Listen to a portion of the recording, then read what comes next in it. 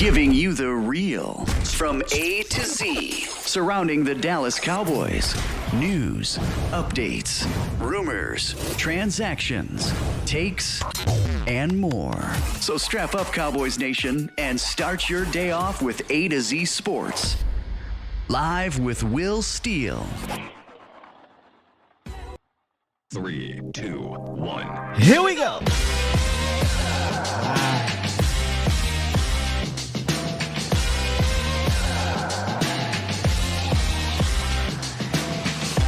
Good morning, good people. Welcome to AZ Sports Live, presented by the Cochran Firm and Boston Scientific. We stream live on YouTube and Facebook. And, of course, I am your host, Will Skywalker Steele. Boom! I'm feeling good this morning, man. A lot of people in this Dallas area waking up feeling good about different news. But we're going to talk about the Cowboys news. They finally land their new OC, and we're going to talk about it. We're going to break it all down, the details, the background, what to expect, all of that here on A to Z Sports Live. But we also want to touch on why this hire, I think, was looked at in a bit of a negative light. So we're really gonna dive into everything about this new offensive coordinator, which I gotta use air quotes with this one, offensive coordinator, because people are getting their panties all in a bunch. But let's talk about it today, Cowboys Nation. The Cowboys are starting to fill out their offensive staff, right? They hired what I consider the big three. I don't want to say hired, but they've taken on the big three roles. Who is going to be your offensive guy, your offensive game plan or what have you? That's Mike McCarthy. Play call, that's Mike McCarthy. Who's the OC? It's going to be Schottenheimer, which we'll get to in a second. Who's the offensive line coach? That's going to be Solari. I think those are your big three. Now, they still have something to figure out. They got the running backs coach. They got the quarterbacks coach. All of that will get filled, but they took on the priorities first, and I respect them for that. So if you got something on that this morning, Cowboys Nation, call in to the Pulse of the Nation hotline, 351-999-3787. Like I said at the top of the show, the biggest news coming out of Dallas is about basketball. It's about Kyrie Irving being traded to the Dallas Mavericks, which I'm going to have to go to a game. And I know Luka was down there already, so I should have been went. And I did. I went to see the Western Conference game last year, but seeing Kyrie and Luka would be pretty cool. But that is the biggest news in the Dallas area, honestly, which is trumping this news right here. The Cowboys hiring an offensive coordinator. And look, we're a Cowboys show. So the biggest news in our world, in my world, is that the Cowboys have landed their OC. All right. So let's jump into that and let's talk about a little bit about this Pro Bowl. I don't got too much to say about it, but Lamb has some things to say down there at the Pro Bowl. And I think we'll have a good show, a good conversation today. And for those that are not in favor of the hire, maybe we can add a bit more perspective and context, and I can talk you off the ledge a little bit. If you're not feeling it, you can call in and tell me why.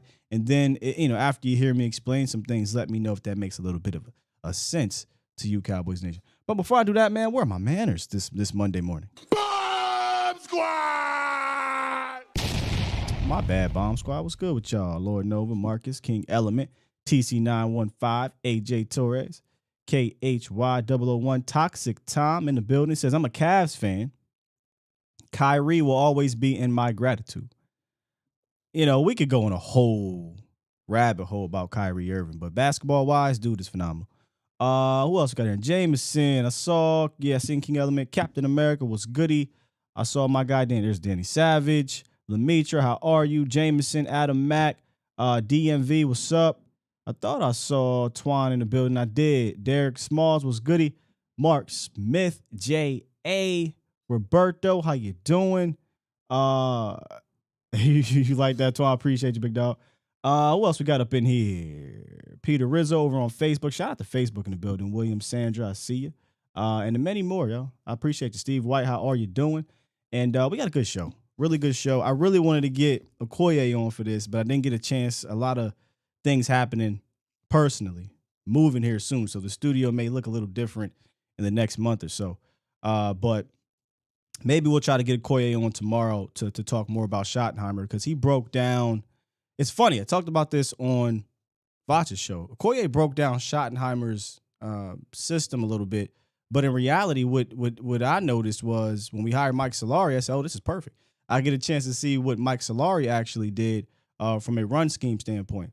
But make sure y'all stick around, man. Really in-depth talk today about the Cowboys offense of the future offense for the Cowboys. Let's do it. It's time! It's time! It's time! It's time. It's time. It is time for. It's time for the morning roundup. Round 'em up, boys. Hey, yo. By show of hands, who watched the Pro Bowl yesterday? What? What? What? What? I didn't watch a single second of the Pro Bowl, y'all. Not one. And I heard it was entertaining flag football and all of that stuff. And look, that's cool. That's fine. You know? I'm just over it. I like the old school Pro Bowl. I did like when they played back in the day. I get things are different, so I ain't really gonna trip too much. I understand that they had to shift to this due to more money being involved, players not wanting to play. Maybe I'll give it a shot next year. Maybe I'll go watch the highlights or something. But I legitimately didn't watch a single second of it on TV. I just saw a lot of the clips going on Twitter. And it looked fun, you know. Diggs intercepted Diggs. CeeDee Lamb was doing his thing down there in the flag football. You know, I did like the highlights of the catch contest situation they did. They did a couple years ago too, and I liked it. But I didn't watch a lot of it. It looks like some of you guys enjoyed it, and that's what's up. What I took away from it was CeeDee Lamb talked. I forget what the cat's name is. Shout out to him. He's working real hard down there for the NFL Network. He spoke with one of the reporters, and, you know, he came out of the Pro Bowl, told the reporter, you know, that, yeah, the Cowboys, what I took away from the season was that, you know, we want to add more weapons. You know, that always helps, adding more weapons. Yeah, CD. We know. CD like, man, give me some help, dog. But no, he didn't say it in that manner. I don't think he meant it in any negative remarks. It's just, you know, these players like CeeDee Lamb, these offensive skill players, they want all the weapons they can get. They want to play with these other guys. And I think when CD goes to the Pro Bowl, or when he looks around the league and he sees some of the guys that are with other guys, he lost his due in Amari Cooper. So he wants to add more weapons. We all want to add more weapons. But I said this to you guys many of times. Yes, the talent, absolutely, you want to add that. But what's my scheme look like? Who's calling my plays? What are we running? What is our system? I've been a Cowboy fan forever, right? We've seen over the last 15 years, we've had weapons. We've had one weapon, maybe two, maybe a litany of them. But we always came back to, oh, just Jason Garrett. Oh, it's Scott Linehan. Oh, it's Kellen. And we always, do they know how to use these guys? Is this the best for these guys? All right. Well, now we know Mike McCarthy is calling plays. And Brian Schottenheimer is named the OC. When it was confirmed that Mike McCarthy was calling plays, I think the likelihood of landing one of those guys we talked about, the Brian Johnsons of the world, these young hot names, right, became less likely because none of these guys are going to want to come here to not run their offense. And when they hired Mike Solari, if you guys remember on the show, we said, well, I think this may be an indication of who they might be going with, and that would be Brian Schottenheimer. because he's worked with Mike Solari. So when this name got dropped, I looked on Twitter, of course. I went on Twitter, and boy, and I know Twitter's not everybody, but the overwhelming negative energy from the hire wasn't surprising because that's the Cowboys, right? Cowboy fan base, that's by nature, we tend to lean towards into the negativity because of our history over the last 30 years. But the oversight, I thought, was a bit irresponsible. The misconception, I thought, was a bit irresponsible of one Brian Schottenheimer. Let's talk for a little bit, Cowboys Nation. Let's talk for a little bit. Number one, Schottenheimer's not calling the plays. So for those that are, that may look at his tenure in Seattle, which we'll get to, wasn't bad as I like to think, or look at his tenure in other places, the Jets, the Rams, that's call plays for a bunch of different teams, and say, man, I don't like Schottenheimer's play calling. Well, he's not calling plays. What he's going to do is exactly what Jerry Jones talked about. He's going to help assist Mike McCarthy in running his offense. And like I said earlier, I think the pessimism around the Schottenheimer hire, say that 3 times, 5 times, whatever, is the fact that he's been around. He's not the new hot name, so I get it. And his ending in Seattle may seem to turn some people off because they think about the kind of stale play calling predictability. Running, I think, gets thrown on I almost called him Marty, on Brian Schottenheimer irresponsibly. If we dig into this background in Seattle and the way he left, let's take a quick look and kind of dive into why they left. It might sound a little bit familiar. This comes from a couple different articles here. Carroll and Schottenheimer had a meeting, and following that meeting, they came to the determination that they had philosophical differences. I'll continue to read. Why?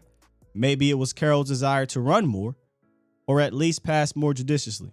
Or maybe Schottenheimer didn't like that Carroll, by his own admission, quote, got in the middle of some key play calls, such as the ill-fated fourth quarter, fourth down against the Rams in the wild card playoff loss a couple years ago.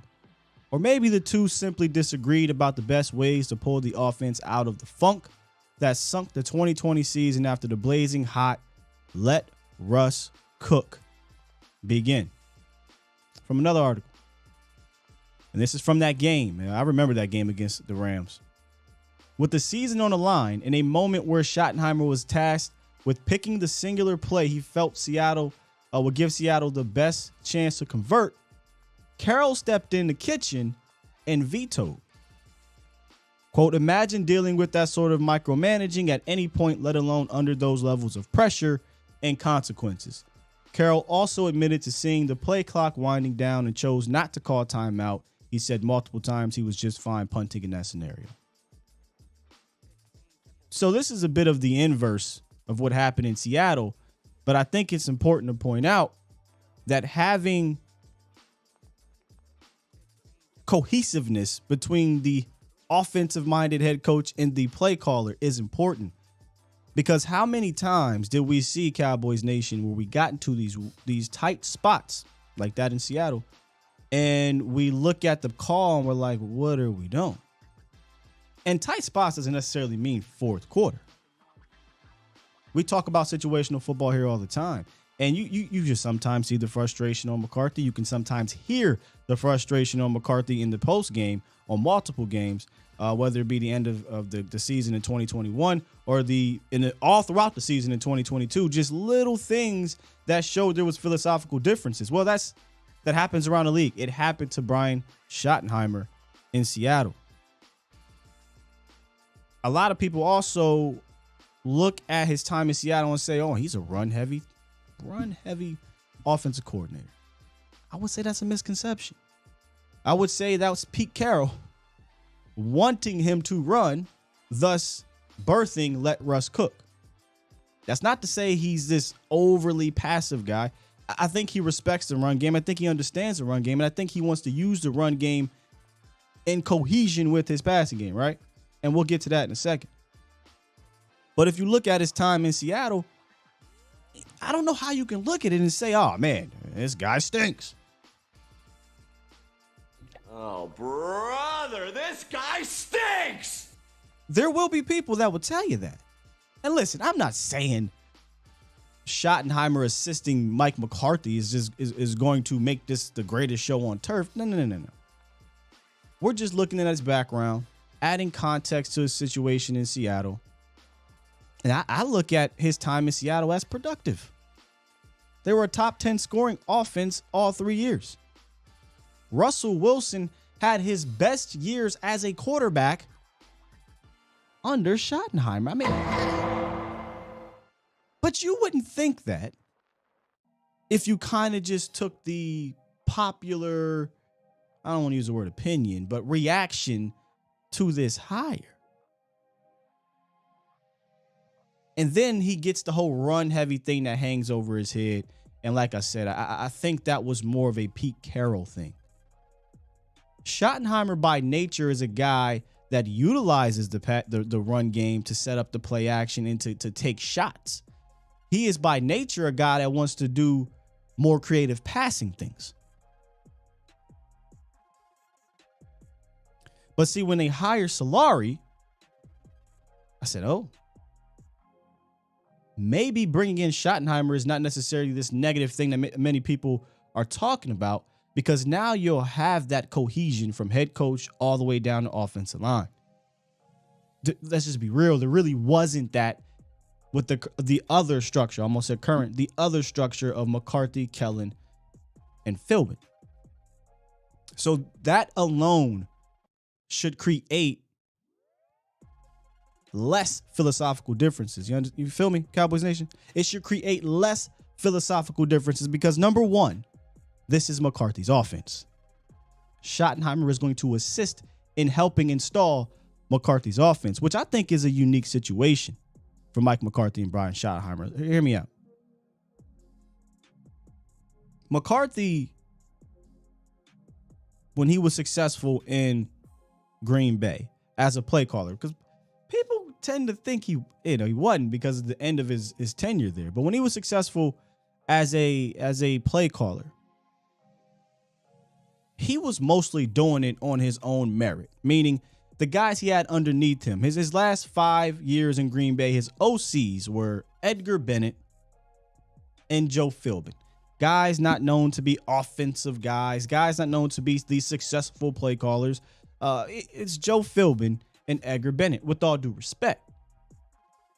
This is unique because Schottenheimer is a play caller by nature. He's a game designer, by trade or what have you, right?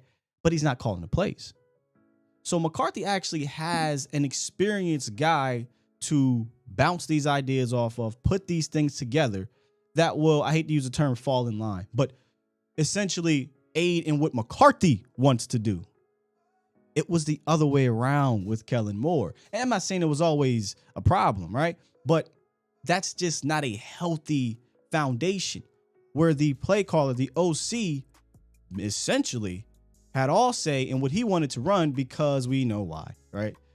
And the head coach, who was an offensive guy, who has his own system, which are different philosophical, differences from his current OC, he couldn't do anything about it. Now, did he try to implement some things? I think you saw a little bit of that, sure.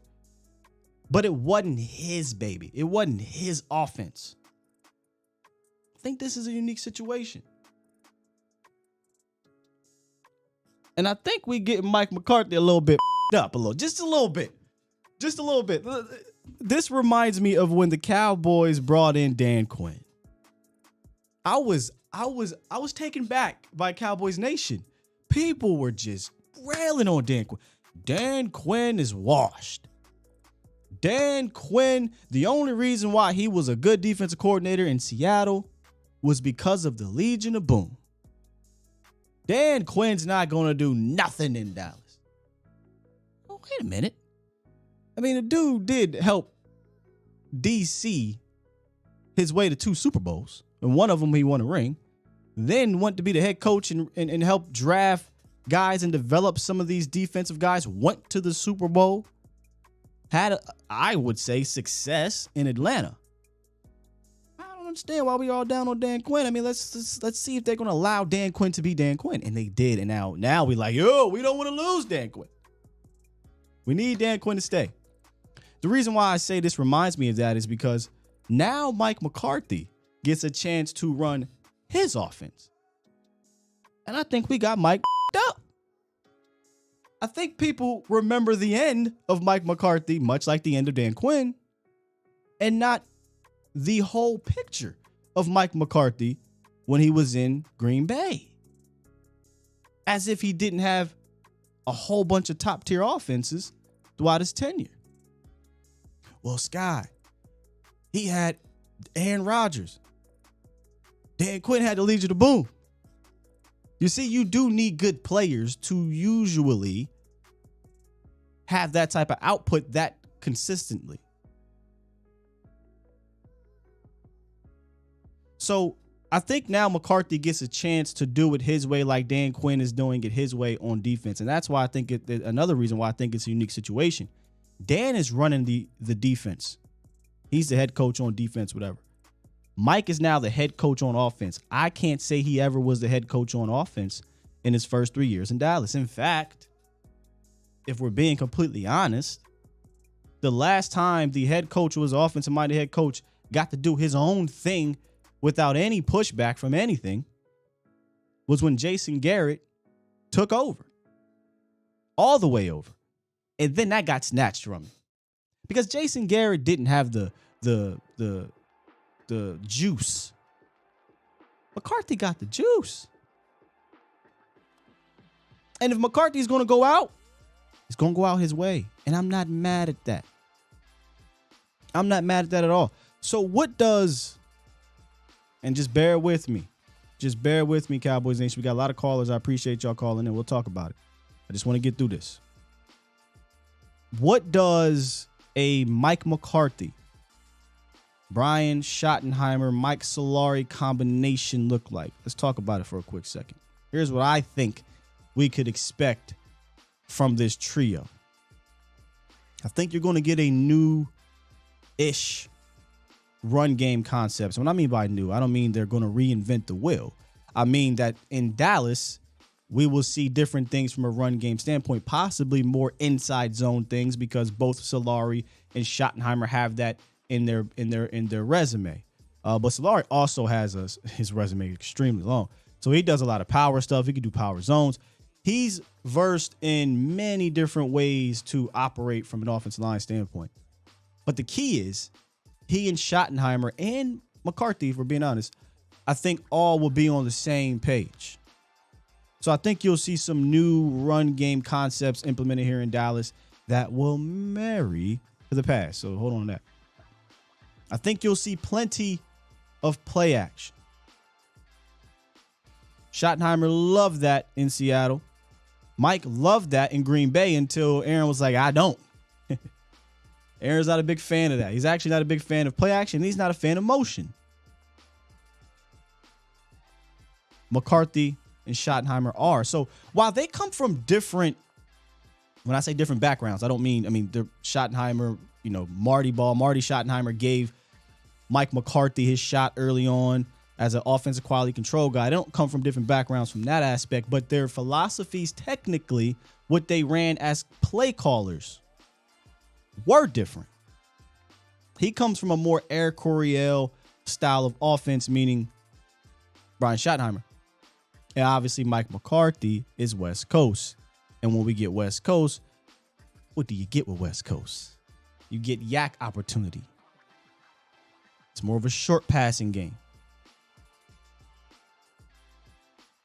Puts less pressure on your wide receiver and quarterbacks, in my opinion, and more on the obvious scheme part of it.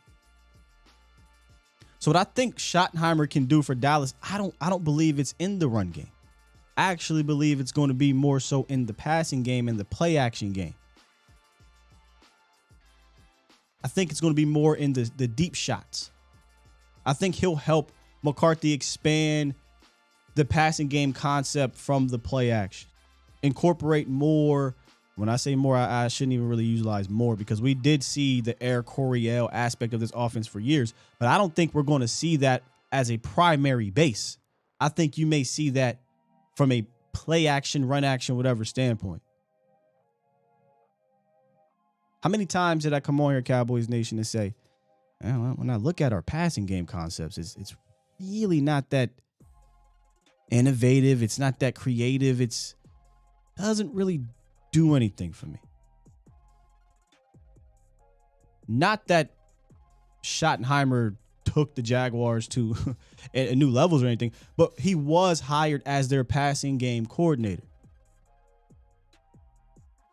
And that's what I think he's going to help out with here more than the run game. I think Solari is largely going to be responsible for the actual scheme of the run game, which is big to me. I love to hear that run scheme, run coordinator. That's what Solari, I think, is going to be. In partnership with Brian Schottenheimer, of course. But I think Schotty is going to help McCarthy from a passing game standpoint, just off top. Now, we'll know more when they speak a little bit. And then, obviously, we can expect more West Coast principles. Aaron Rodgers once called the West Coast offense the most beautiful offense ever created. You know how I used to always say, well, who's running Garrett, Linehan, or Kellen Moore's offense into these championships, into all of this success? And you really can't point anywhere. Now do offenses and do teams incorporate the Zampese, Corey? Yes, they all incorporate a little bit of it. But I mean, as the primary foundation, who's running that into championship success? No one. Lots of people are running West Coast principles into championship success, into playoff success. I mean, the two Super Bowl teams, Philly and KC, have that West Coast background. San Fran, LA, West Coast background. They're not the old school 80s West Coast, but they have that West Coast foundation. And I'll play it one more time because he mentions it in this audio, and then we'll get to the phone lines here in a quick second. But listen to McCarthy when he talked about, it's not the traditional West Coast situation in regards to how these routes and things are run. Just take a listen. A lot of great questions today, but this is my favorite. So we get to talk a little ball here. But no, I've never been a big option route thrower. Your concept in the past. If you're going to run option routes, you need to live in that world. That's been my experience. You can't dab on it. Option routes are really not part of the old traditional West Coast offense. I've had quarterbacks in the past that didn't really like them, and it's really about the connection that they have with the receiver. I've been in systems where only certain guys run them. This is the most aggressive system that I've been in as far as many people that do run the option routes. And so I think you see our commitment to practice. We practice option routes. You're putting the decision making into the receiver's hands. Yep. It's not into the court. Quarterback obviously has ultimate decision where to throw the ball, but there's decision making in a route as opposed to maybe just one route adjustment. So it takes a lot of extra time. It's not the traditional West Coast system. It's not in it. And if you want to get adverse to it, I recommend just kind of looking up, studying, researching, because not everybody knows all these crazy offenses, right? I think you'd come away feeling better if the Cowboys went into that direction. So with that said, don't know how much of a hot take this would be to you, Cowboys Nation, but we're going to talk about Hattie B's hot take. My hot take of the day, presented by Hattie B's Chicken. Let me know if it's a hot take or not take. The Cowboys offense will be better for all under the new direction of Mike McCarthy. And I'll give you the reason why after I tell you about Hattie B's hot chicken. No conversation about the best Nashville hot chicken is complete without a serious mention of Hattie B's hot chicken. The fast casual eatery has a new location in Dallas that serves up hot chicken with varying levels of heat, from southern mild, medium, and hot to damn hot, and shut the cluck up. Check out Hattie B's in Dallas today, and you can use the link in the description, create a free Hattie B's rewards account, and you'll get a $10 gift card. There's no other catch to it. You sign up, you get the $10 gift card, Cowboys Nation. Listen, I don't know how you can beat that. If you got a Hattie B's in your area, they can deliver. You can use the $10. Get a free meal. Also, keep your ears and eyes open. We might have a special guest joining us at Hattie B's the next time we are there. So that is my Hattie B's hot take, Cowboys Nation. The Cowboys offense will be better for all under the new direction of Mike McCarthy. And here's why. I think the wide receivers will have more yak opportunities. Less option routes, which is better for the receiver and the quarterback, number one. More usage for the running backs in the passing game. That cannot be underestimated. I think you're going to see the screen game come back as well. And one of the biggest ones to me, the play action / run action will be married together and used often to create more efficient big plays. I'm not guaranteeing it. I'm not going to do that just yet. We got to see, we got to get the talent up in here. But I do think this will be better for all. Not just Dak Prescott, but for all. I think it'll help the young guys, the Simi Fehoko. It'll help the Jalen Tolberts of the world. Jake Ferguson, you want to talk about being a breakout player. It was early. It's only February, but he going to be at the top of my list as breakout player in this system. Because they want to get those tight ends moving and using their yak ability. So hot take or not take, Cowboys Nation? Right, El Tino, what's a screen? I think you'll see that. I think you'll see that come back. And just like Lil Big Bro, Vot said in there, likely less picks. If we go look at, and again, this is Shoddy's time in Seattle, but if he was calling the plays, which I don't think he is, the interceptions were not a huge thing for Russell Wilson under Schottenheimer, but in the West Coast offense, you're not relying on, hey, man, I got to trust my receiver is going to read this safety all the time. They'll read this linebacker, whatever. These guys they're running their routes. It's a specific route. It's an easier read for the quarterback. It's an easier read for the wide receiver. It's not always the progressive read either, right? And I think a lot of people get this twisted with Dak Prescott. Dak Prescott's not a smart quarterback. Dak Prescott can't read defense. That is false. Dak Prescott is known by most defensive coordinators across the NFL as one of the best guys at the line of scrimmage. It's why teams have to play so many games post-snap. Because you can't just show Dak a certain thing because he'll pick it up and he'll kill you on it. So what this West Coast offense is going to allow him to do, if it is indeed that, which I think it will be, is to say, okay, if you're doing X, Y, Z, I know this is going to be open. And if you try to switch that up, post snap, this might have to be talked into him because he's been, involved in the Air Coryell aggressive style of offense for a while. One of the sayings about the West Coast offense is check down or touchdown.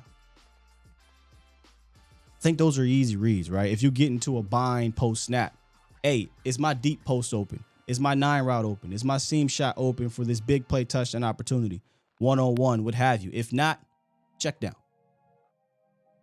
Which is why running back, I'm not saying you got to use a first round pick or pay big money to it, but it is a position you got to pay attention to moving forward because I think the running back position is going to be utilized in the passing game more, which could mean, hey,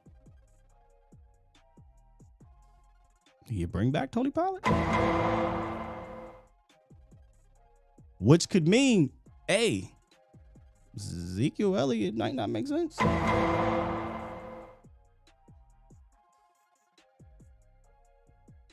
Let me just throw this out there.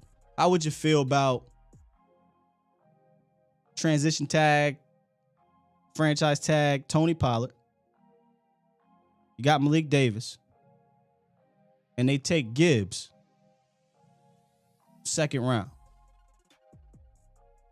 I'd like that. Now, you don't have that big bruiser guy, but Davis can give you some of that, tough running. But boy, you want to talk about hitting the flats and getting the screen game going and using your running backs between Pollard and Gibbs? Shit. Boy, I'm just throwing that out there. I'm not saying that's what they're going to do. They should do. When I think about, okay, we're going to use these running backs more, I want a guy that can catch the rock a little bit. But I also do want to kind of have a role-playing guy that can get the Brandon Jacobs. Right? I think Brandon Jacobs was so perfect for the short yardage during this time period. I'm not saying we got to get a Brandon Jacobs. But I do like to kind of have that bruiser to do that. That's not going to cost you $18 million on the cap.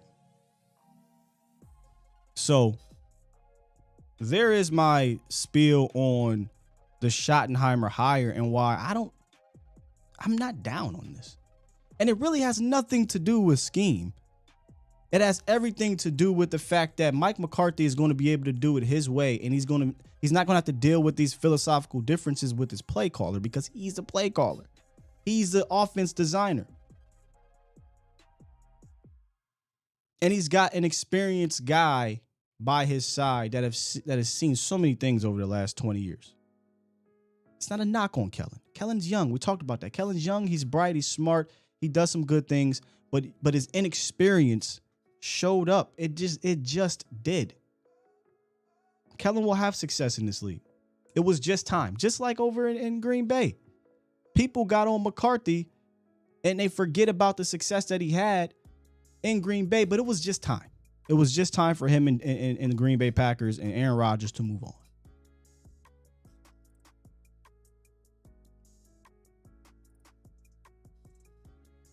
It just was. All right, let's jump into these phone lines, Cowboys Nation, and we'll get back into the chat here in a second. You guys are definitely killing it in the chat. My apologies for not getting over there.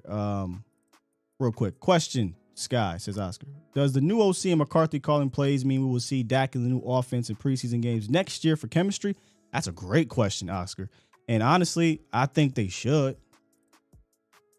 I mean, we're talking at least a couple series, a series or two. Nothing that's going to hurt you too much. But yeah, I mean, if you're going to have a new system, I think you got to get it out there with live bullets. All right. Set the Pulse to the Nation hotlines presented by the Cochran Firm, y'all. Talk about this.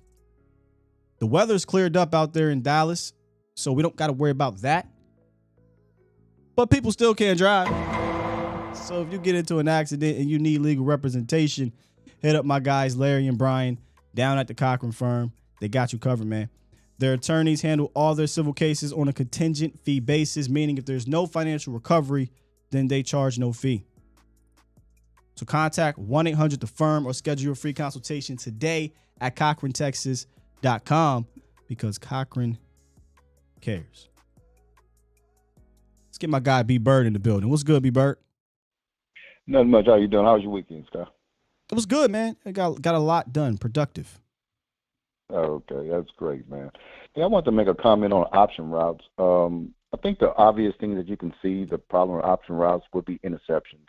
But I also think that's what's understated is that if you have a trust issue between the quarterback and the wide receiver, it's going to be some indecisiveness also. Right. And I want to give a shout out to Coach Marv because he even pointed out even when more in depth because he said, and when defenses are changing coverages, at the snap. So now the wide receiver has to understand the new defense post snap. Yeah, and it just adds to a lot of confusion. So I want to give Coach Marv a little bit of credit there for enlightening me on that. My next thing would be I think this is a win for people that like structure. I'm talking about the offensive coordinator. Like structure like this normal football teams. We got a head coach that picked the offensive coordinator. That's the way it should be, y'all. And it doesn't have to be the offensive coordinator that you love or whatever. It's just a win for doing it the right way. You know what I'm saying? So that's what I care about going forward, man. And I do have a question for you. This really is the reason I call. So I envision this, and Scott, you can push back on me on this because I may be wrong on this. I envision a GM looking at this year, it's a normal organization, not our organization, saying, "Hey, man, look, we're a wide receiver away. So how do we acquire this wide receiver? We got a quarterback that really got 2 years left. We got to make a decision about that. Let's get a guy around him." And I think he's looking at it from a pure football aspect. And he's saying, just say Juju is a free agent, and he says, "Hey, man, look, so we need Juju. He's a free agent. Look what he did last year. He's still young. We can use him." And then he would have to go and sell getting Juju to the owner, right? And saying, "Hey, look, we need this guy. It's going to cost a little bit of money, but this guy's going to put us over." The reason the GM is selling this is because, hey, man, I'm trying to win. That's how I keep my job. And so I have to sell this to the owner. And then the owner said, "Okay, yeah, we're going to give you this guy," and then you go acquire Juju. How does that work for the Cowboys, though? Who looks out for the football, pure football aspect of improving the team on the field and having to take the money issue out and then present that to the owner? Who does that in Dallas? And I think that's where we kind of, when we look at, we've only had one free agent that, a high-value free agent, Brandon Carr, over the last 11 years or so. I think that's where we're messing up at. And I don't know if McCarthy can start being that guy because we're asking a lot of him. But, man, I think that's where we're messed up at because the guys that control the money should still be the guys that try to put the best football team on the field, regardless of money. And they're the same people. And so that's why we get this, because they're looking at their pockets and look at the players, and they're making a decision on, is this player worth us getting financially? They're not even looking at the football aspect of it. And I think that's where we kind of getting, like we said, hey, we need to get in this free agent market. But the guys that are in charge of getting to the free agency markets are also in charge of the money. Right. Well, in your scenario, you asked me the question. The GM is the coach. The coach has to go to the owner, GM, vice president, and ask that. But in reality, and I don't even call it a perfect world, in a goddamn normal world, the GM is not asking the owner these questions. Because the GM is, and this is why I always say Will McClay is not the GM. Because the GM doesn't answer to the owner in regards to team building if the owner is letting the GM do his thing, right? If the GM brings in the coach, the GM signs the big-time free agents that the coaches believe will help, right? They sign those checks. They don't really answer to anyone in regards to the building of the football team. The owner deals with the money, right? The owner deals with hey, we're going to have a concert here at this stadium, or we're going to do this event or that event, if the owner is truly hands-off. I think that's the best way it should go. But in your scenario, if the GM is asking the owner that, does the GM even really have that control, number one? And in this scenario, I think the GM, quote, air quotes, is the coach going to Jerry and Steven and saying, hey, man, I would love, you use Juju, but I would love this player. What do you think we can do? Well, he doesn't really fit in our financial situation.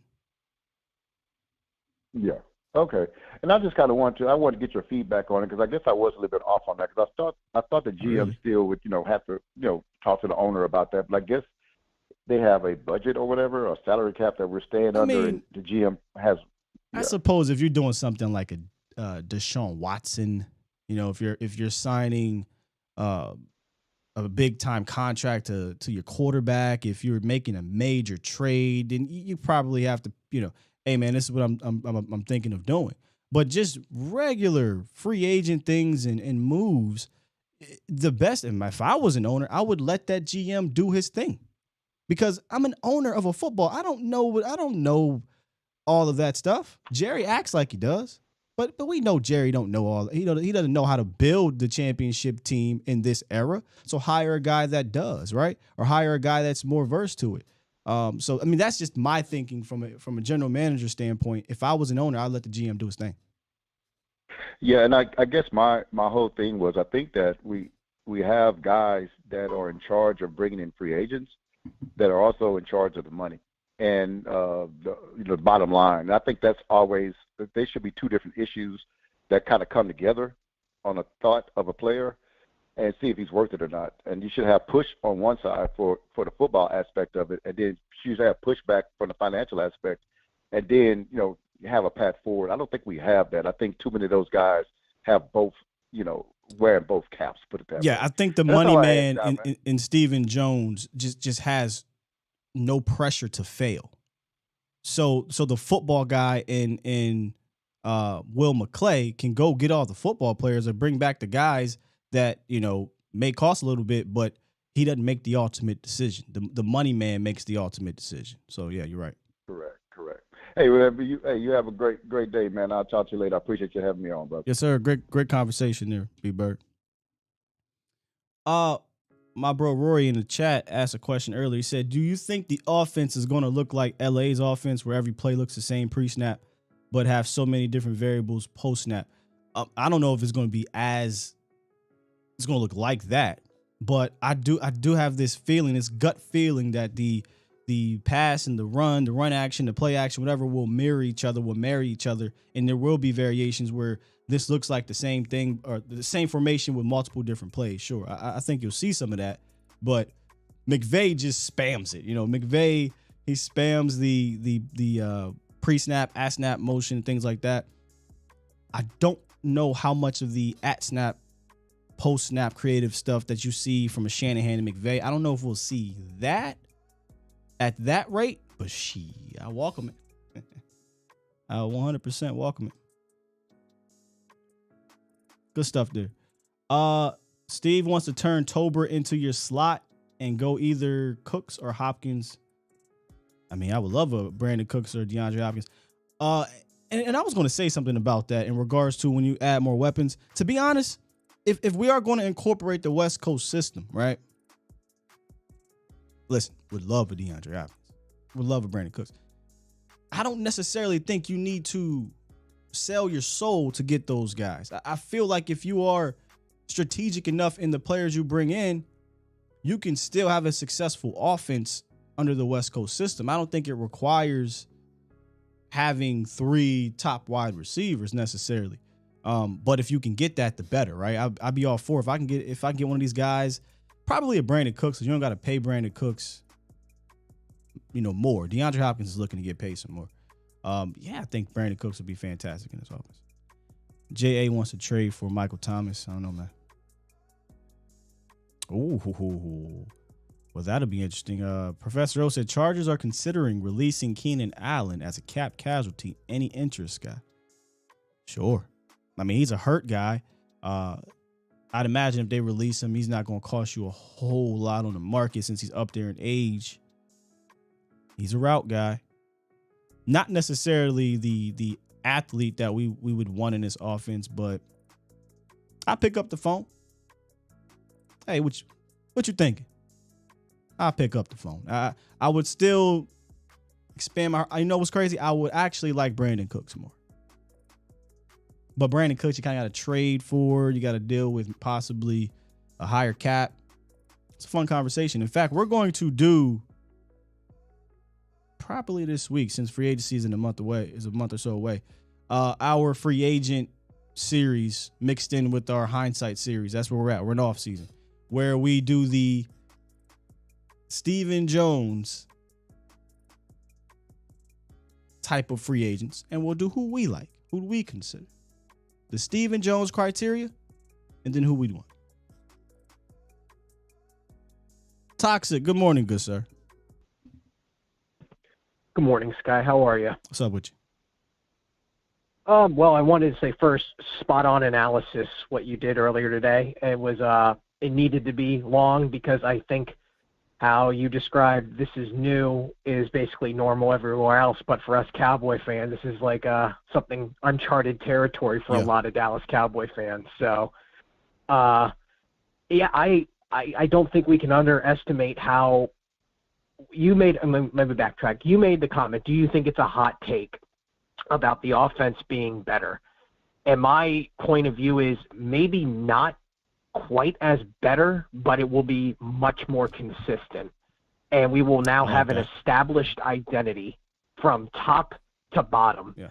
And I don't think we can really look at this and look at how Kellen Moore and Mike McCarthy, you got to imagine that when they're game planning, how much time do you think was wasted with those two bickering about philosophical differences? And then you see it on the field. It just looked like it was sputtering. It didn't know exactly what to do. As Ricky Bobby would say, what do I do with my hands? Yeah. So now I really like the hire because it doesn't matter who it is. It's mattered who made the decision. Yeah. And if Mike McCarthy is saying, this is my staff and this is my identity, he's going to hire guys that he specifically wants for a specific task. And point you made about Dan Quinn, do you remember when Dan Quinn hired Joe Witt Jr. and so many Cowboy fans are saying, oh, the Falcons' defense was terrible. Their secondary was awful. See, yeah. They didn't do enough. And that's why I called it irresponsible. Because if you did your homework on Joe Witt Jr., you would see everywhere that Joe Witt Jr. has pretty much been, you know, he's had a ton of success from a secondary standpoint.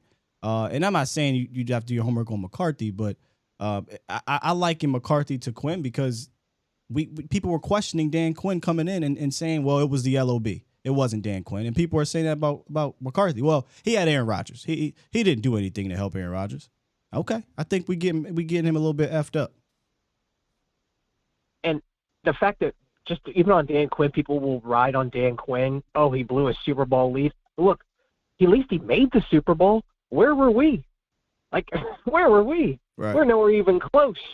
And we brought in a guy who brought this. And the last point I'll make is, and this is a key point that that I hear all the time, is when you say, oh, Dan Quinn, he had the Legion of Boom. Coaches make players. It's not the opposite.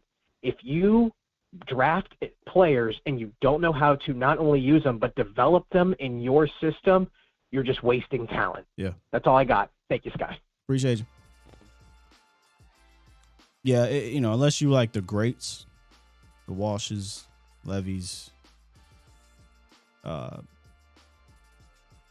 Johnsons, Belichick, like these guys, well, even Belichick kind of gets, because of Tom Brady, almost are unquestioned in player development and whatnot. But if you only got one, right, one ring, or if you've Andy Reid, I put Andy Reid up there with them too.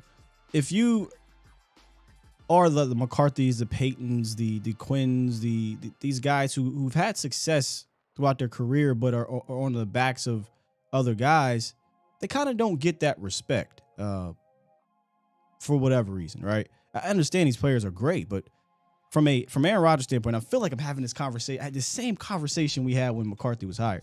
From Aaron Rodgers' standpoint, Aaron Rodgers was drafted with Favre there. He didn't play till his fourth season. You know, there was documented things stating how McCarthy helped Aaron Rodgers develop as a quarterback. But, you know, Aaron Rodgers ended up being one of the greatest of all time from a talent standpoint, so that just supersedes anything that McCarthy did. And kind of similar to Dan Quinn, the LOB, right? Oh, my gosh. Hall of Famers, right? That wasn't Dan Quinn. That was his predecessor. He didn't have anything to do with that. Well, he did. Well, he was a failure in Atlanta. No, he wasn't. He developed a handful of guys. I went to the Super Bowl. Should have won the Super Bowl. So I look at these guys as similar. And when we talk about coaches having to overcome the front office, players having to overcome coaching, maybe, just maybe, we're at a point where the players don't necessarily have to do that aspect as much. Because again, you've got both guys, really, Dan Quinn and McCarthy, who have been there. And another thing of note, when McCarthy was super successful, ultimate success, really, in Green Bay, he had a Dan Quinn. It was Dom Capers. He had a guy. I don't got to pay attention to the defense because people don't like guys like McCarthy calling plays because they got to worry about the whole team. And that's true. And he'll still have guys that deal with analytics and deal with, scouting and things of that nature. But he ain't got to worry about that defense. I can tell you that much. Didn't have to worry about it in Green Bay. Dom Capers, hey, that's you. And now he has a guy in Brian Schottenheimer that I personally think, I know this is going to sound crazy to a lot of people because they key and he at Schottenheimer, that I personally think has the best resume and maybe his most trusted guy when you're game planning in McCarthy's career. I mean, again, go back and look. Tom Clements was his offensive coordinator. Edgar Bennett, his offensive coordinator. Joe Philbin, his offensive coordinator. Guys that didn't call the plays, that didn't put the game plans together, but assisted and helped with McCarthy. But that was, let's be real, Saul McCarthy. That's McCarthy's offense.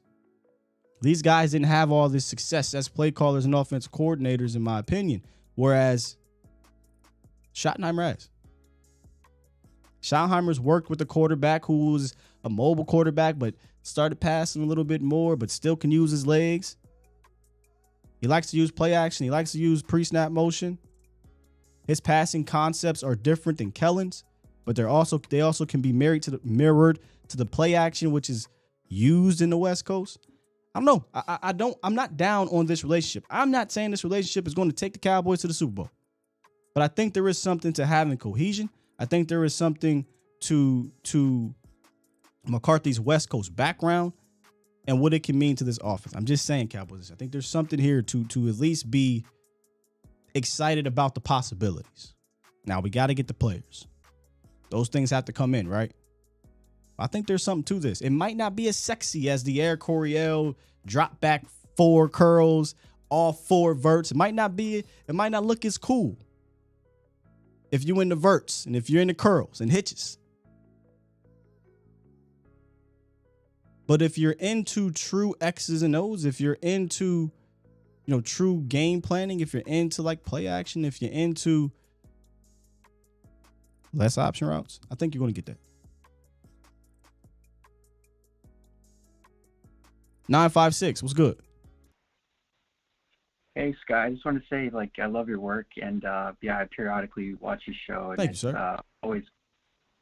I just wanted to say a couple points here. I'm kind of glad that Skip Pete and Moore kind of just booted out, because I keep watching some tape of the last playoff game, and just Zeke never pass blocked for Dak at all in those sets. I don't know if it was the coaching staff not telling him to pass block in those instances where they were driving or trying to just air it out, or if it was just Zeke and maybe he was just being a little too selfish. Because if you look at the tape, he never chipped.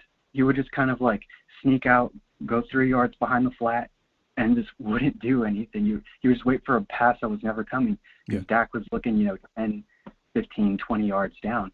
But I don't know, what's your take? Because from my perspective, these past 2 years, I've loved Zeke and everything, but I just feel like he's been kind of selfish. Because if you look last year, the year before, he was playing hurt the entire year, but he never gave Pollard that shot. I don't know if it was the coaching staff that would force him to play, but he was playing all year as a starter and not giving enough reps to Pollard.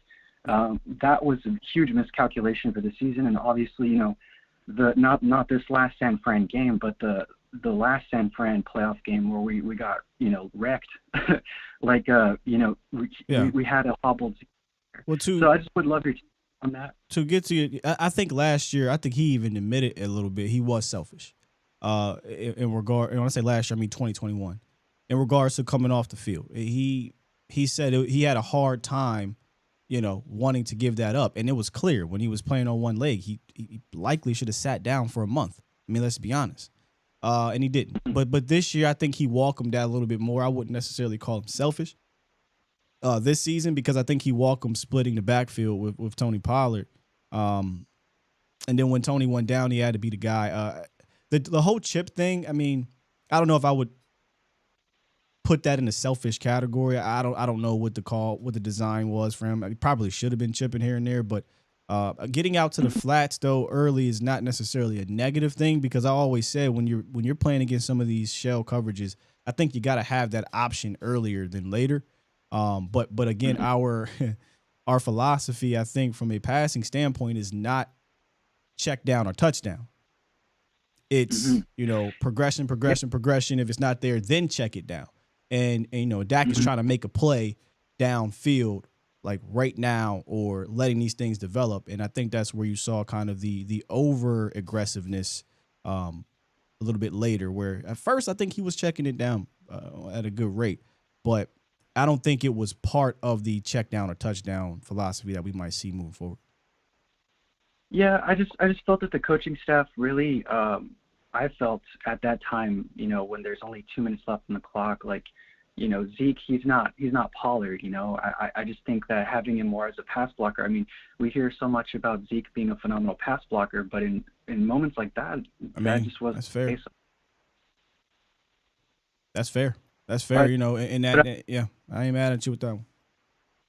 Yeah, no, but you are correct. I am assuming of the selfishness of Zeke, but realistically, I am leaning, to be honest, and to your point, like I'm leaning more so on the coaching staff being more so at fault, because someone could have just easily went up to Zeke and be like, hey man, like we need you to be pass blocking right now.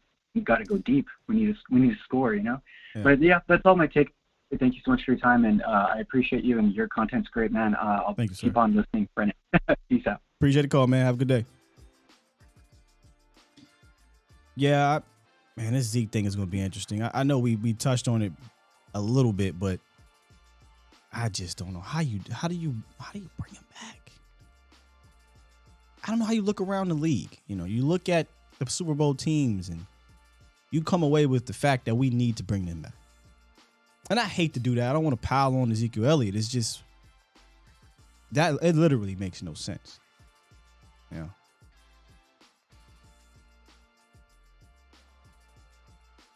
Three, two, one. What it is, what it do? What's going on, bro? Can you hear me? Yes, sir. Got a little background noise, but I got you. My bad. That's the water jet going on at work. We cut metal up. Hey, Okay. Listen. So I had an idea to ask you, bro. What do you think of an idea? Since we don't usually hit on them too well, why not take that second round pick and go get, I think, what would be like the perfect West Coast wide receiver in Jerry Jeudy? What do you think about that idea?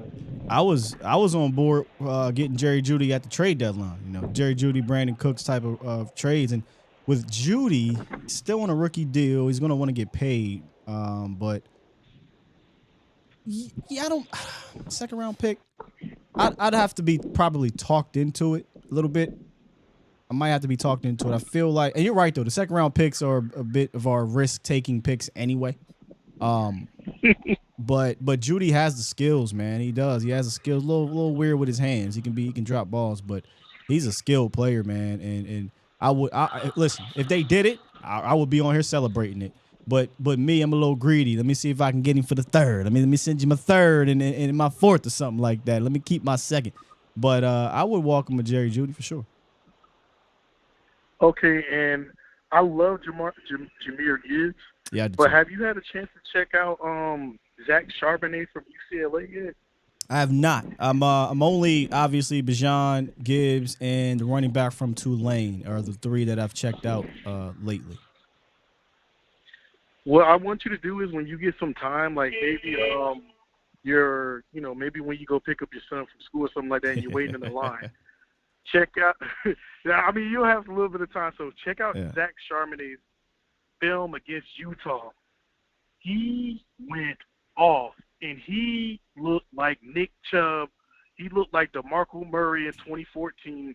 He was running with aggression, stiff-arming, breaking 3 to 4 tackles at a time. I'm talking about relentless as a runner.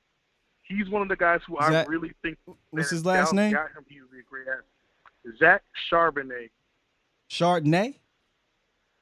Charbonnet. It's like CHARBBODET or something like that. Charbonnet. All right, we'll check out Zach Charbonnet. Yeah, check him out, man, and tell me what you like about him, because he averaged 7 yards per carry this year, also on the ground, and I think he had like close to almost 1,500 yards rushing. All right, man. Look, I'm gonna let you get back to work, man. I don't want you getting in trouble or getting in an accident, brother.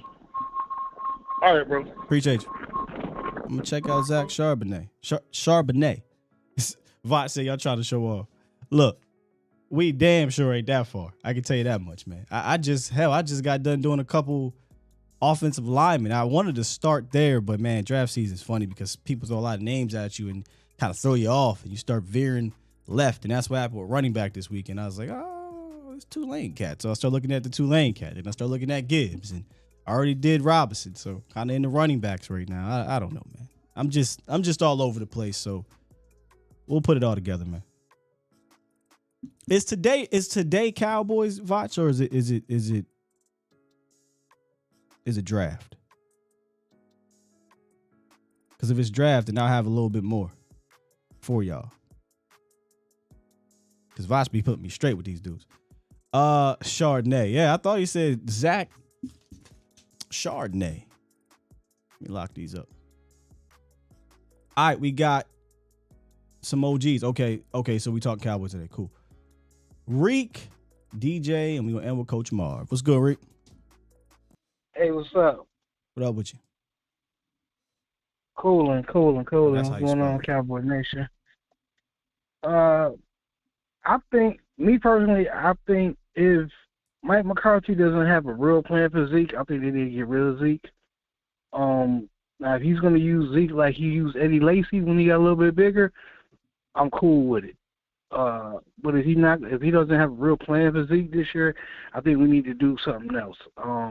Because you can't sit here and tell me. But yeah, I don't even think you can. There's no possible way to keep Ezekiel Elliott at the current rate, because I can use that money elsewhere, whether it be, after June 1st, or if you want to use a little bit of money when you cut him, pre-June 1st. It don't matter. I feel like I can use that money more responsibly. So I just don't see a possible way he can come back. He would have to come back on an extremely low rate, and he might feel offended, Yeah, because we cracked the first time when he wanted this contract. They broke on that, and they gave him his money. So my thing is, he got to understand he's not the same running back anymore, and we need some youth up in here with Dak Prescott, because Dak works phenomenal. He's a bad boy when he got a good running game going on. And the play action and everything else opens up for him. 100%. I think Schultz need to be gone.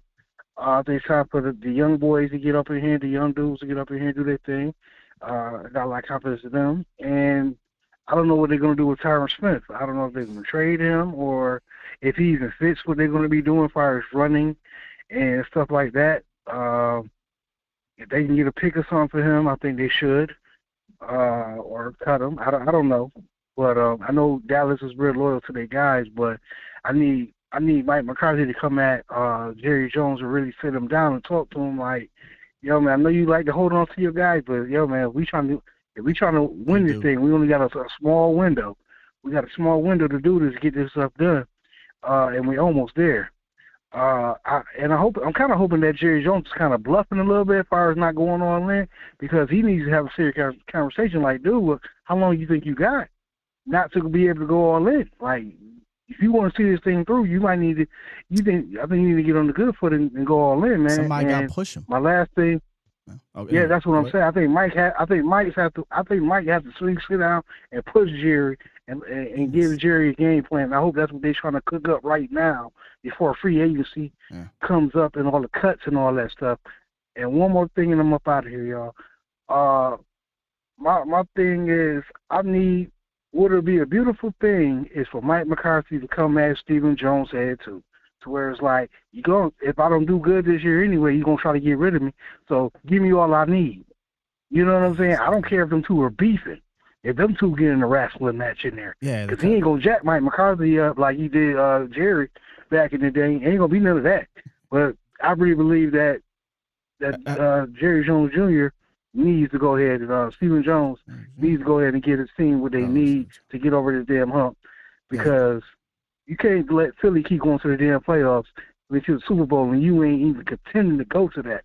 That's all I'm saying. All right, Rick. I'm done. Appreciate you, man. Peace. See, here's a problem. Wow, I'm all for McCarthy doing, being the play caller, having his offense because it's his team, right? I'm all for that. One thing he is not known for is getting his hands dirty with the front office in regards to players. And maybe that's because he was conditioned in Green Bay. He wanted to do more in free agency. He asked. He was told no. And he just was like, whatever. I'm just going to coach up what I can coach up. Maybe he's older. Maybe he's more stubborn. Maybe he's not stubborn, but a little bit more grumpy. Or maybe he'll go to the Joneses and try to, and force them to do X, Y, Z. I don't see that aspect happening. I welcome it. I'm all for that conflict, right? But now that McCarthy's running his own thing, I feel like maybe he'll be more focused on the offense as opposed to trying to put, the pressure on Stephen Jones and Jerry Jones to change their ways from a team building or free agent or trade standpoint. Doesn't feel like McCarthy's that guy. Sean Payton, different story. Sean Payton don't give a damn. Sean Payton wants all that type of power. I feel like McCarthy just want to coach up. Just coach. Give me what you got. Let's coach.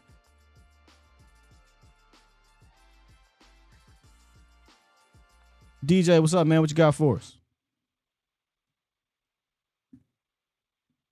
Hello?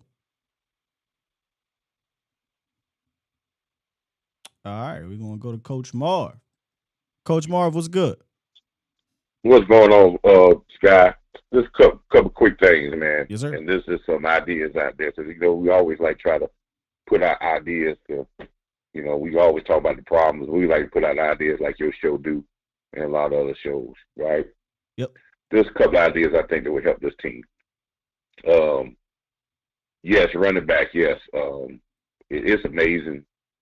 It's amazing what Tony Pollard, as well as, I know a lot of people talking about Zeke. It's amazing what Tony Pollard and Zeke done for the time that Kellen Moore was coordinator, without a run game coordinator, and without really being very creative in the run game. And this, sometimes per se, just running the ball just to be running it with no scheme. So I would imagine, and then their time is up because, you got contract restraints and you got money restraints, and wish we would have had this thing in place when they still had a year left last year. Yeah, it would have been Coach really good. That's why I wanted to make these coaching moves, or the big coaching move, last year. I felt like that was the time to do it, so you can at least get a couple years into the system. Now it's, hey man, and I know Mike's getting thrown a lot at him in regards to these coaching changes, but he ain't got no choice but to make it work, or he's done. Right, and then that's why I say, and let's be realistic. Yeah, we could franchise tag Tony, but I really don't like franchise tag running backs. I really don't want to have a disgruntled guy, because this guy already got an injury at the end of this past season. How happy is he going to be with a franchise tag, knowing that he could get hurt again and his contract is over and he's been in the league 4 years already? So he really going to want to move on, or he's going to be really disgruntled if you just try to lock him into a 1 year deal. The disgruntled part of it, I hate to sound like this, but that didn't bother me. You're tagged. It's just like with Dalton Schultz. Dalton Schultz got tagged. He was disgruntled, held out for 2 days, and then he came to camp, and the rest is history. So, if from a personnel standpoint, if that's the way they keep Tony Pollard and Tony Pollard's healthy, I am not going to complain about it. But from a professional standpoint for Tony, yeah, that kind of sucks for him. Yeah, and if he's not there, if he put him on the open market, I already know where he's going to be at. Sean Payton's going to get him, and he's going to utilize him the right way. You best believe that in Denver. They help Russell Wilson. I can tell you that right now, because he got power to go where he wants to go to get what he wants. That'd be perfect. Yeah, but I think the offense is going to be a lot better, and you illustrated it perfectly. I think utilizing the backs, we have been talking about that. I know I spoke on your show maybe months ago, and with my work with Boss Cowboy, I've been preaching that for the longest about utilizing these running backs. Not as an afterthought to throw the ball in the flat. Just it wasn't in the game plan. And every time we did throw the ball out there, it looked like we were just doing it as, well, they were check down. Afterthought. They were outlets, is what I like to call it. I hate to use the term check down because check down. Yeah, and it was like Yeah, they were after. They would say, "Hey, read 1, 2, 3 ain't here. You throw it down to the flat," as opposed to, "Hey, man, this is a mismatch we got with this linebacker on Tony Pollard." Like that was sickening that he wasn't used more. Right, and when used more. So I think that's going to be a important thing. McCarthy has always drafted. One thing he has always wanted to be drafted in every round. If you look at Green Bay, he always drafted a quarterback somewhere, and he always drafted a running back. So I know he will be drafting a running back this year. And yes, if we can find a run, we probably replace his backfield with some quality guys. We just gonna lose on the experience level on somewhat, but I think we can replace some guys. Now, two big things, and I'll get off. Two things I want you to throw out there or think about. Okay. Offensive line depth, to me, with the potential of guys that's coming back and the guys that have played and this off season, to me is it's a deep. We're pretty deep. Maybe a draft pick, maybe a later round draft pick, but I think we're really deep with that. And the offensive line coach coming in is a veteran guy, but you got to understand that in Seattle he played with 2 rookie tackles last year and got him to the playoffs. So Mike Solari actually sat out last year. So he, okay. Yeah. So, but what they did draft a lot of young guys in Seattle, but Seattle can't draft that well, or they didn't draft that well at that point in time. So I think the talent that Solari will have to work with here will be much better than the talent that he had in Seattle. Right. Besides, I think he had Dwayne Brown, DJ Fluker was considered in retrospect a bust. I think he played over there with Solari. He didn't really have a ton of talent for real to work with, but I thought he did well for what he did, especially in the run game. Like they ran the ball well enough. Pass blocking has always been an issue over there in Seattle, and they just didn't have the horses, man. I think Dallas got the horses, especially when Terrence come back. So yeah, I'm excited to have Solari, get into these guys and have his system implemented and teach his teachings. I think it'll help all these young guys out. Yeah, and I think well, let's go. I think. Now he's got that shoulder fixed. I think he didn't play bad when he was out there, but I think that injury of that shoulder hampered him a lot. But I think now he got a year to get Matt Lesko. He got a chance to get stronger. Yeah. Got a chance to get stronger. Didn't play well, but you got to understand he was dealing with that shoulder injury, and we probably didn't see him. And now we got a chance to see how well he do. He's developed. I was always high on Collins. I think Collins can be a developmental player. So I think we're okay with the offensive line. He's a veteran. People think Collins is young. Collins been around for a while, so I think he is what he is as a potential, depth guy at best. But I think you still got to draft a couple linemen. I just do. Well, this is what I would do. Now, I'm saying this if you're going to draft a couple linemen, and I know the Cowboys may not do it. I'm just throwing this out there. I would see if I can get some for Tyron Smith with a player acquisition. I'm thinking about, because I still think Tyron Smith still can play and think he can play at a high level, but I don't think he's going to play at a high level for a long period of time. And there may be a team out there that may want to give up a quality receiver because they're disgruntled, but to get a run with a left tackle that can probably play well for them for a whole year. But you're not going to get 4 or 5 years out of Tyron, and it's maybe time to say, "Hey, they hope to get 4 or 5 games out of Tyron Smith." Right. And you may give somebody to say, "Hey, we can keep him healthy, and we need that tackle help because good guys, even though when he's healthy, getting guys to play that well like Tyron Smith is very hard to find in the NFL." So. That's what I'm saying. I know that he's a long-time Cowboy guy. And now the last point, Scott, is on the defensive end. We still hadn't hired the linebacker coach yet. And I would love to bring home a guy back here that has worked with Dan Quinn, that has won Super Bowls as a player, that has won Super Bowls as a coach, and worked with that staff last time when they played with. I would like to see if we can go to UCLA and bring Ken George Jr. back here to be our middle linebacker coach. Ken Norton. Okay. I thought you was when you said bring back home, I thought you was about to go Sean Lee. No, Ken Norton Jr. worked with the Seattle team. He was a linebackers coach when they won the last Super Bowl. I know, I'm very familiar with Ken Norton. I mean, he's been a defensive coordinator candidate for a number of years. I don't think I'd be mad with that. Yeah, he was defensive coordinator for Seattle until they let him go. But he's been a great linebacker coach. Plus, he's won as a player. He got skins on the wall as a player and a coach, and he has worked well with Dan Quinn. He was a linebacker coach when they won the Super Bowl when Dan Quinn was coordinator. I'm not mad at that, but I like Sean Lee. I think Sean Lee would be a fantastic hire, man. Yeah, no, Sean Lee, but I like the intensity I think Ken Norton would bring in the room with these young linebackers, because they do need to have some intensity. We have a young linebacker core. If we're not gonna go that far, we need to develop these guys, and we need to bring that grit there in that middle of the field. That's just a couple suggestions, guys. Just throwing that out there, just forward thinking. All right, man. Appreciate the call. I almost called you B Bird, man, because you and B Bird are kind of like my old heads, man. Coach Mar. Appreciate you, Coach. All right, brother. Have a good one now. You too, man. Yeah, Ken Norton. I haven't heard that name in a while. Ken Norton Jr. Yeah, I would definitely welcome that. Man, but can you imagine Sean Lee getting in, Damone Clark's ear? If LVE's back, I mean, he's played with Sean Lee before. Maybe that'll help with Jabril Cox, Devin Harper. We can forget Devin Harper.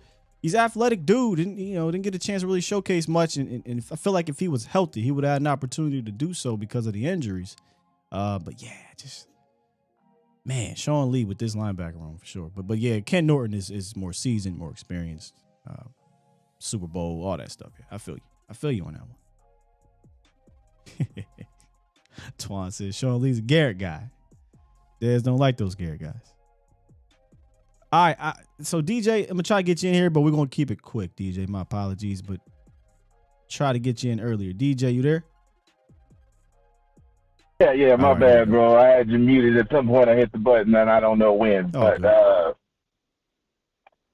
yeah, man, real quick, with the Schottenheimer hire, I don't like to grade somebody off of their last appearance. I like to grade them over their tenure over their last job. Like, that's what I did with Dan Quinn.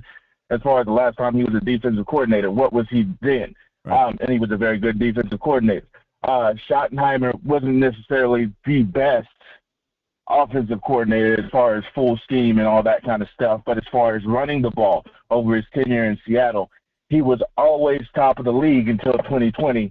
And I think that's what got him fired, because he didn't even do well what he'd historically done well. We talked about it earlier. I think what got him fired was his philosophical differences with Pete Carroll. I think Pete Carroll actually wanted to run the ball so much, and Schottenheimer didn't necessarily think that was the way to go. And you know how we always talk about running just to run or hit the numbers. I feel like just through research, that's kind of what it seemed like Carroll wanted to do. He wanted to be a running team, and then everything else is everything else. So again, I think there's a misconception with Brian Schottenheimer's time in Seattle.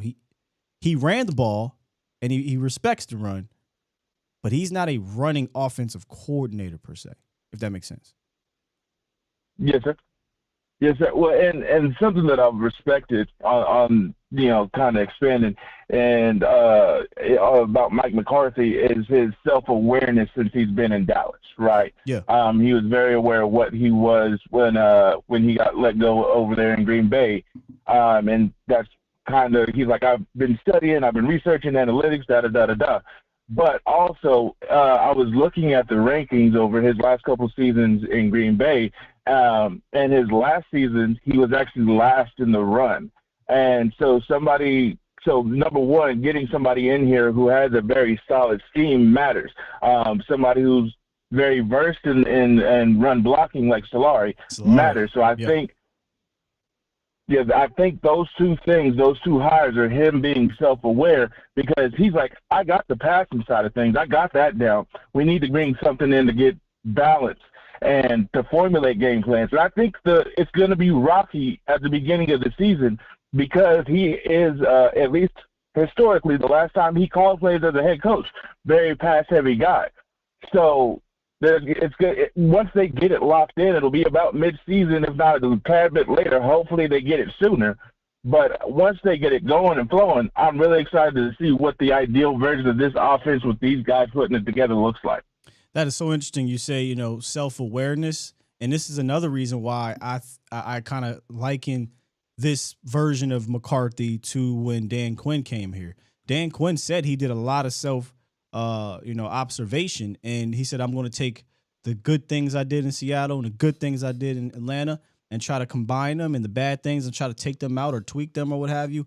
And I think you see a newer version of Dan Quinn. Even Shanahan said, hey, I mean, yeah, I have experience coaching with Quinn, but it doesn't matter. He's not the same guy. He's a different guy. He's elevated. Yeah. He's adapted. And I wonder, and again, this is just a guess because we don't know just quite yet, if being away from the game, being away from play calling, if McCarthy has done the same thing, right? Like, okay, what do we do well within the West Coast offense? What did I not do well at the end of my play calling days? And let me bring in a guy that can handle, take responsibilities of certain things, the Solaris of the world, or help me with certain things, the Schottenheimers of the world. Wow, I play call. So maybe you're right. Maybe this is a self-observation situation and it'll benefit McCarthy. That's what we hoped, right?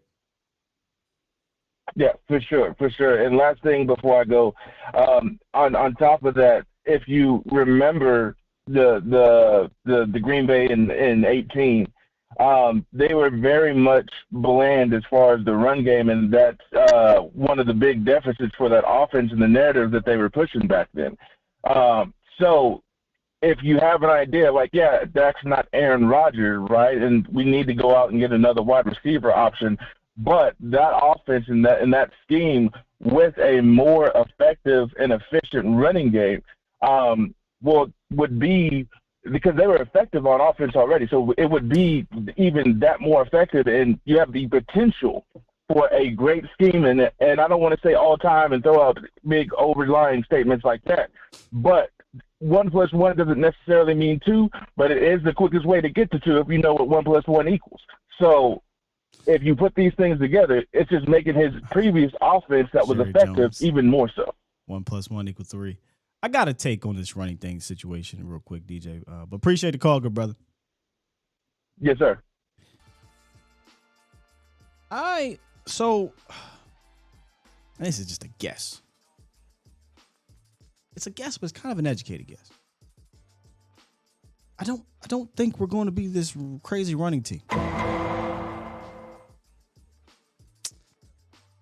First of all, if we are leaning into this West Coast offense, the West Coast offense isn't necessarily about running like we've kind of leaned on in our history here in Dallas. It's not. It's actually about throwing early. It's actually about using the pass to kind of open the run and then leaning on the run to close out the games and whatnot, and running with a purpose, dribbling with a purpose, marrying the passing to the running. But I'm just guessing, but I don't think we're going to see a lot of first, second down runs. I don't think we're going to see Dallas be a running team. It's going to sound weird to say that because we'll run the ball, right? But this ain't going to be, hey, we go as Ezekiel Elliott goes, as Coach Jerry Jones said. I think you're going to see a lot of early down passing. I think you're going to see a lot of play action. You might say, and this is the misconception here. Well, in order for play action to work, you got to be able to run the ball. You got to establish the run. False. Categorically, false. You don't. You just got to do run action. You just got to do it. And I think we'll see more early play action. I think we'll see more zone running and whatnot, but I don't think we're going to be a 35 carry a game type of offense. And that's not saying that, oh my God, well, Scott, are you saying Dak got to throw the ball 40 times? No. I'm not saying we're throwing it 40, 45 times. I think there will be some semblance of balance. But I don't think the identity is going to be, hey, we're going to come out here and do smash mouth football. We're going to run it down, power football, A gap, B gap, pulls. This is what we're going. I don't think it's going to be necessarily that. I think we're going to run with a purpose. I think we're going to have a plan in our attack. It may not look power. It may feel a bit finesse. But I think at the end of the day, you might see a byline of, 28 rushes, 140 yards if it's a good day. 32 rushes, 140 yards on a good day, right? With anywhere between 30 to 37 passes at max, if depending on the game plan. Of course, you want to finish a game with 35 carries and only 21 rushes. That usually means you're blowing them out and you don't have to throw. But I don't know, man. Maybe that should have been a hot take. I don't think the Cowboys are going to be this running team that we are kind of putting on Brian Schottenheimer because of his time in Seattle. I mean, DJ, you said it yourself. I mean, McCarthy wasn't a running guy necessarily in Green Bay, but when I say he wasn't a running guy, he didn't always have the Pollards and the Zekes of the world. Eddie Lacy had a few years where he was that guy, but he uses the quick game as a running game. He uses the flats as a running game. He gets the running backs involved in the passing game. I don't know, man. I think there will be a bit more balanced approach in the other direction as opposed to, hey, we're going to establish this run. We're going to run the ball 35, 40 times. And then we're going to build off of that. I don't necessarily think so. I think we're going to build off of the run action. I think we're going to build off the play action. I think we're going to build off of moving, getting a quarterback move, West Coast principles, and the running game will fit within that. And you just hope to be efficient within that as opposed to the sheer volume of running. Just kind of my thought on that one, Cowboys. So the defense, so this is a tricky one here, DMV. It says that the defense doesn't respect the run, the play action will not work. I don't think they have to respect the run. They have to respect that you have the ability and the I don't use the word fortitude, but the determination to run the ball. For instance, week 1, I bring it up all the time. Devin White said these dudes ain't gonna run. They're not going to stick to running. Running is not a part of what they do. It's not a part of their scheme, right? They don't run the ball with a purpose. They don't run the ball. They don't stick to it. Ain't nothing. And you can see it in their actions, in the play action. Like, they didn't give a damn. A few times they might get sucked up a little bit and then have to drop back, but it really wasn't. Safeties didn't care. You could tell us they told the safeties just play the pass. But if you incorporate the run within your offense, doesn't have to be your offense, but within the offense, and you show the ability to do that run action. Hey, man, they might run this wide stretch. You ain't got no choice but to step up and do it because naturally your instincts is to do so. So, yeah, if you are only going to run the ball 15 times a game and throw it 40, yeah, you're right. No one's going to do that. But if you are still, when I say that's why I say still got to have a balanced approach. But I think the balance part will be more so we're going to open this thing up with the short passing game, but the run game will be incorporated within it. It got to a point here in Dallas over the Kellen Moore tenure where the run game just kind of felt like an afterthought, right? I mean, we all can agree on that. It just felt like, and you heard him, we just got to hit a number. And go look at the San Fran game, bro. I mean, I don't care. Tony Pollard went down. It sucked, okay? But how many we ran it 5 times in the second half? I mean, you can't do that. You cannot do that. I don't know what it was, but it wasn't a lot. So it's a tricky one. Of course, you want the opponent to technically respect your run game, but you really want them to respect your run action. You want them to say, okay, they actually have the ability and want to run the ball, within their offense, not kind of as an afterthought. which I believe that's kind of where we were leaning to with Kellen Moore. It never felt like it was a purpose within how we ran the ball. I don't know if I'm making sense here.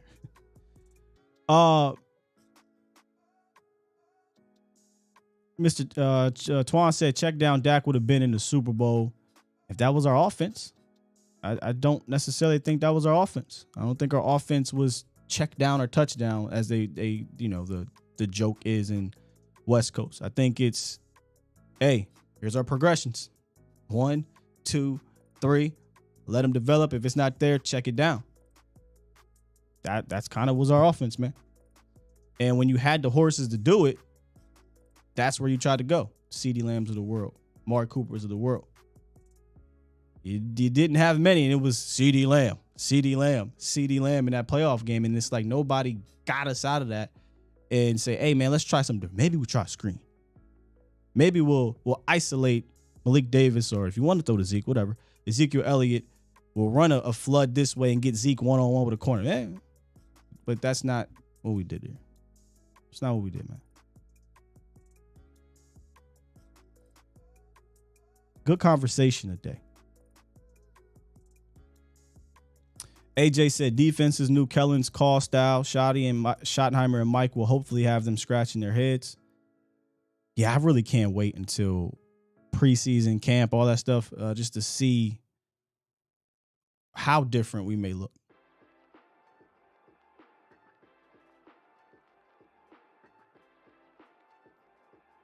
Time of possession is what I want back in Dallas. Funny thing you say that. When Dak came back, the Cowboys' time of possession skyrocketed because of their third down conversion. So the time of possession was there from a statistical standpoint.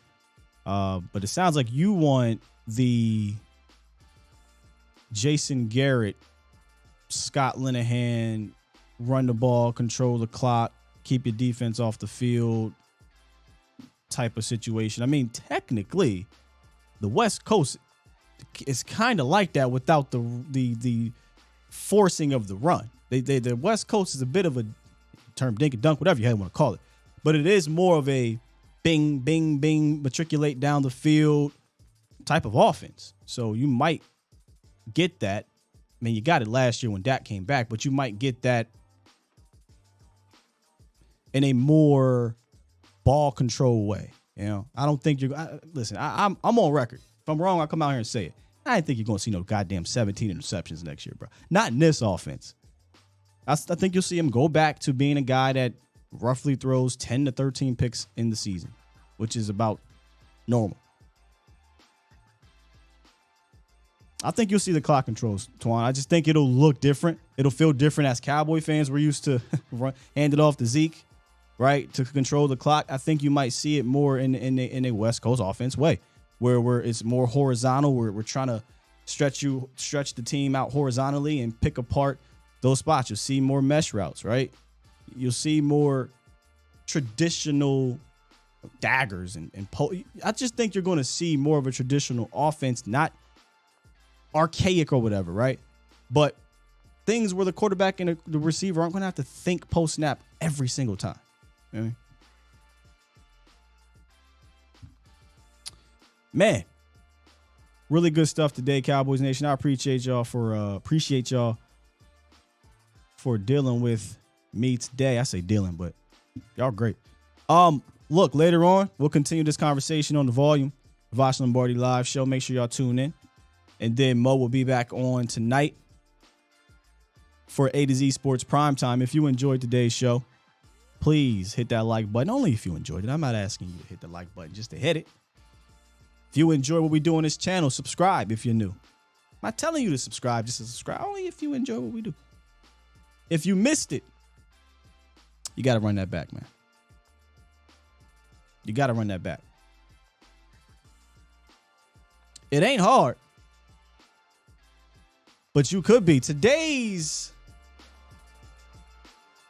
Hard Out is presented by Boston Scientific. In the U.S., more than 39 million men suffer from ED, and Boston Scientific created edcure.org to help you find your best cure. To get started, go to edcure.org, take a quiz, and learn your severity or risk of ED. If you have a condition that puts you at a higher risk, you'll find customized content. It is that easy. The fastest way to find your best cure is to contact an ED specialist by browsing a list of experienced physicians in your area. So visit edcure.org. Brought to you by Boston Scientific. Shout out to you, AJ. He said, click the freaking button, man. Welcome to one of the best Cowboys contents, period. Appreciate you, man. I say it all the time about the Bomb Squad, man. Yup. Bomb Squad! Ain't too many out there. Ain't too many out there like y'all, man. Y'all really y'all really allow me to enjoy talking Cowboys and ball with y'all. Only a handful I even like to do that with in general, but y'all make it fun. Y'all challenge me, and I appreciate that. That's it for the show, man. Good stuff today. Run this thing back, man. It was a good one, I think. We learned a lot about Schottenheimer and what potentially this trio could look like moving forward. And I'm not saying you got to be excited about it, but I'm excited about the possibilities. I'll reserve and further excitement until we get to camp, right? Until we get a chance to see them, and hopefully we'll be out there again. And then we get to preseason and we'll see a little bit more. But maybe just that new feel, new car smell, right? I think we needed that. And I think McCarthy in this Schottenheimer situation is unique in Dallas because we haven't seen it like this in quite some time. So let's see if that new car can take us where we need it to be taken to, right? Let me press this button and get up out of here, Cowboys Nation. Run it back.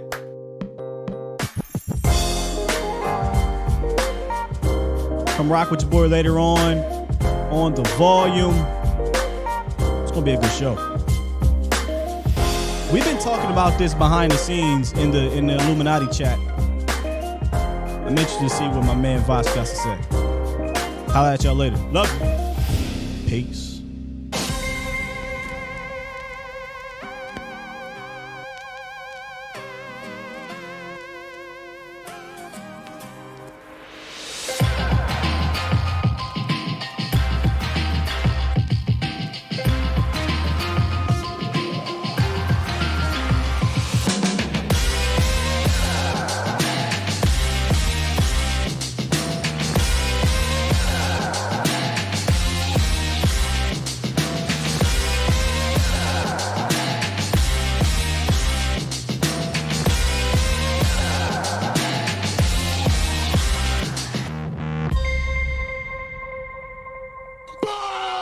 Squad!